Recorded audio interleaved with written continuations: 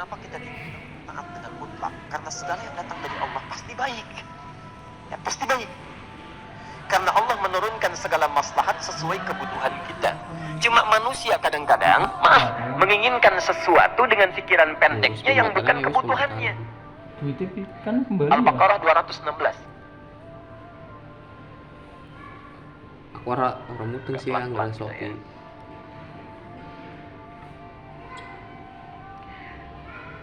Bapak Ibu kalau diminta milih motor, pilih mobil. Pilih motor, pilih mobil. Kalau sebagai manusia biasa pilih motor, keterlaluan itu. Umumnya akan memilih mobil umumnya.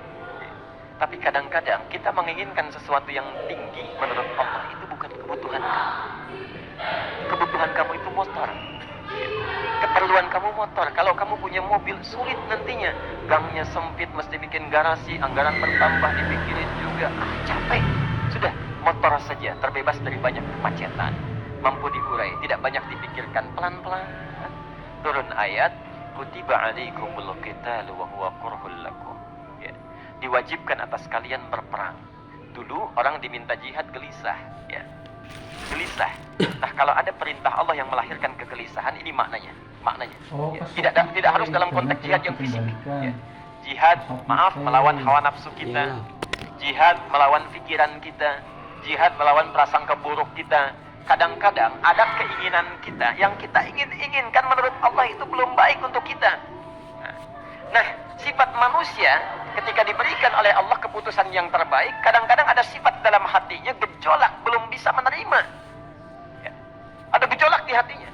Dalam keadaan demikian kata Quran, kutiba alaikumul qital. Kalau Anda merasakan sesuatu sedang ada gejolak di jiwa, sulit menerima ketetapan Allah, maka perangi perasaan-perasaan buruk itu. Bahwa kurhul lakum, walaupun itu sulit. Jangan berprasangka buruk pada Allah. Ayat yang indahnya, perhatikan kalimatnya. Asa an takrahu syai'an fahuwa khairul lakum. Boleh jadi Anda tidak menyukai sesuatu, di balik itu ada kebaikan-kebaikan besar yang Allah sedang rencanakan. Ya. Karena pikiran kita pendek, maunya sekarang saja. Tapi subhanallah, Allah sangat panjang, tidak ada batasnya. Allah memberikan maslahat sampai kamu meninggal, ini maslahatnya. Kamu berpikir sekarang saja. Wa asa an tuhibbu syai'an wa huwa syarrun lakum. Sedangkan boleh jadi di balik yang kita sukai ada keburukan yang sedang menunggu kita di depan ini, kamu tidak tahu. Ya. Apa logikanya?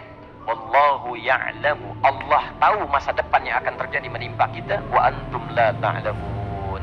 Sedangkan kalian tidak bisa membaca masa depan. Ucap ke Valentine apa ulang tahun? Saya punya adik perempuan datang lalu meminta doa. Kak, saya ingin tes katanya. Ya, di salah satu bank. Kemudian sudah pada tahap akhir yang menurut hitung-hitungan manusia dan perkiraannya insya Allah lulus, karena tidak ada alasan apa-apa lagi untuk tidak meluluskan. Baik, bismillah kita berdoa. Tapi doa kita seperti dibimbing oleh Quran, tidak minta dunia saja ya. Jadi dunia baik, Al-Baqarah 201, Rabbana atina fid dunya wa fil akhirah ya. Dunia minta baik, akhirat minta baik. Tapi aturan dunia dan akhirat ini jangan disebandingkan, rugi. Dunia itu kecil, ya, akhirat lebih besar. Dunia itu kecil. Makanya diatur di Al-Qasas ya, ayat 77 sampai 78 itu. Aturannya wabtaghi fima ataqallahu daral akhirah wa la tansa nasibaka minad dunya. Minta seluas-luasnya akhirat, tapi dunia jangan berlebihan. Ya. Sekedar mencukupi kebutuhan kita saja. Ya. Pakaian, Bapak Ibu sekalian, ya, kita beli pakaian sesuai kebutuhan saja, jangan berlebihan. Ya. Cukup ketika kita akan sholat, layak, indah dalam pandangan Allah. Ketika kita akan bermuamalah, bagus, tidak mengecewakan orang lain, sudah. Maka waktu selebihnya, ketika kita mencari sesuai kebutuhan, waktu selebihnya bisa digunakan untuk memperbanyak ibadah. Tidak banyak energi terbuang, uang juga terbuang, tenaga juga terbuang.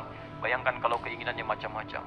Wah, ingin baju terbaru, ingin tasnya Hermes, mereknya dari Paris, sekarang juga mesti dibeli. Wah, uangnya sudah 400 juta keluar, tenaga mesti keluar, beli tiketnya macam-macam dan sebagainya. Habis waktu untuk mengejar dunia, ibadah tertinggalkan. Dirumusnya dunia itu secukupnya saja. Nah, yang paling menarik, kita doakan supaya Allah memberikan kebaikan dunia dan akhiratnya yang paling utama. Maka datanglah dengan lesu mengatakan, saya tidak lulus katanya. Kenapa? Saya bilang, saya tidak tahu, saya sudah berusaha. Tapi konon kabarnya, saingan saya adalah anak salah satu pejabat. Masya Allah. Saya bilang, kamu jangan bersedih. Kamu menginginkan sesuatu dengan pikiran pendek, Allah pasti memberikan yang terbaik yang tidak terlukiskan nanti. Subhanallah. Bahkan beberapa hari setelah itu muncul berita, ternyata dia diterima di bank syariah. Itu saya rekap. Ya. Dia menginginkan sesuatu yang diinginkan, Allah menginginkan lebih dari apa yang dia harapkan.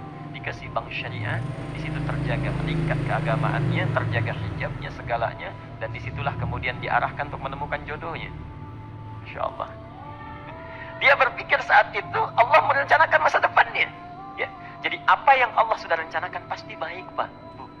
Jadi tadi dari salat subuh yang pertama kali ingin disampaikan adalah, coba dilihat sampai subuh ini, adakah aturan Allah dan Rasulnya yang sampai subuh ini pernah kita langgar, pernah kita ragukan. Barangkali itu yang membuat kehidupan kita sulit. Ya. Allah, Rasul membuat aturan. Dan ada 4 tipikal orang, ya.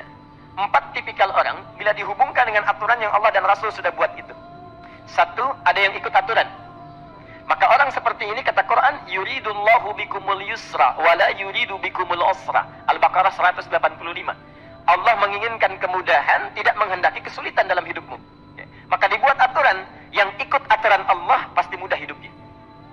Ya, pasti mudah hidupnya. Ya. Rizkinya mudah, hidupnya mudah, nyaman, enak. Ya. 1, ada yang ikut aturan. Yang kedua, ada yang keluar aturan. Ya. Ini pasti repot. Pasti repot. Di awal-awal seperti menyenangkan, ujung-ujungnya repot. Allah bilang, jujur, jangan berdusta. Kalau dusta celaka. Wailul lil mukadzibin. Celaka bagi para pendusta. Dia keluar aturan, dia berdusta. Awal-awal memang nikmat. Besok. Ya.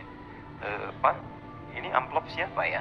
Maaf Pak, ini amplop memang ini khusus Pak, anggaran tertentu, tidak ada kaitan dengan proyek ini. Padahal ada kaitan dengan proyek, dia sisihkan untuk kepentingan pribadinya. Bohong. Saat itu merasakan enak dapat tambahan, besok-besok dikejar-kejar sama aparat kepolisian. Ya. Celaka. Wail, itu sudah keluar aturan pasti celaka. Ya. Subhanallah. Jadi ada orang kedua keluar aturan. Yang ketiga, bikin aturan sendiri.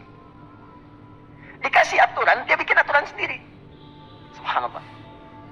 Kalau sakit, dibuat ketentuan. Sakit pertama, kalau biasa-biasa saja, ya subhanallah, ikhtiarnya pergi ke dokter. Seorang sahabat datang kepada Rasulullah, ya Rasulullah, saya sakit, tolong doakan saya. Kata Nabi, idhab ila tabib, pergi ke dokter. Ini orang pintar sekali. Kata orang ini, ya Rasulullah, Anda kan Nabi Rasul, angkat tangan Anda, Allah kan maha menyembuhkan, nanti Allah sembuhkan saya. Cerdas ya? Tapi subhanallah, Nabi harus lebih cerdas, dapat bimbingan dari wahyu.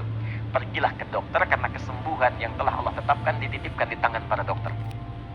Masya Allah, pergi ke dokter. Ya. Itu rumus pertama. Nanti kalau dokter sudah pada hand up, ya, angkat tangan tidak mampu menyembuhkan, itu tandanya Allah ingin langsung menyembuhkan tanpa turut campur makhluk yang ada. Maka kaidahnya akan berubah nanti. Ya, dari kaidah biasa kepada kaidah Al-Anbiya ayat 83 sampai 84. Itu aturan yang menyembuhkan langsung dari Allah Subhanahu wa taala. Tapi kalau Anda sakit, perginya ke dokter. Ya. Cuma ada manusia bikin aturan sendiri. Sakit, pergi ke dukun. Ya. Dukun nggak bisa, pergi ke paranormal. Dirinya pun sudah nggak normal.